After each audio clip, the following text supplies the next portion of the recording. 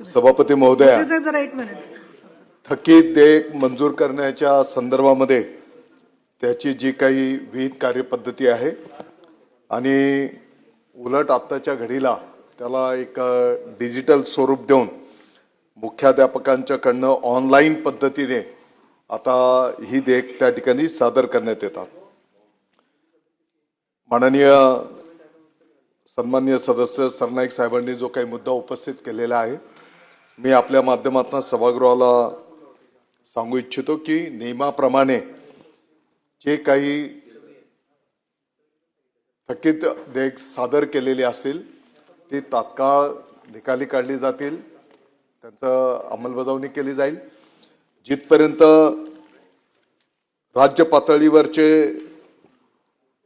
थकीत बिल आहेत तर देयक आहेत, या संदर्भामध्ये 15 ते 20 मार्च पर्यंत ही सर्व बिलं त्या ठिकाणी निकाली काढली जातील.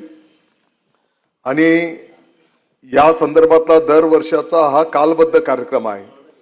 याचं जे काही स्टेपिंग आहे, मग जिल्हा पातळीवर विभाग पातळीवर आणि राज्य पातळीवर या पद्धतीने हा कार्यक्रम त्या ठिकाणी राबवला जातो. पर्टिक्युलर कुठल्या केसच्या संदर्भात आपण आता जो काही मुद्दा विशद केलेला आहे, 1-2 ओळी जर आपण लिहून दिल्या तर त्याचं तात्काळ चौकशी केली जाईल आणि नियमाप्रमाणे असेल तर तात्काळ विषय मार्गी लावला जाईल.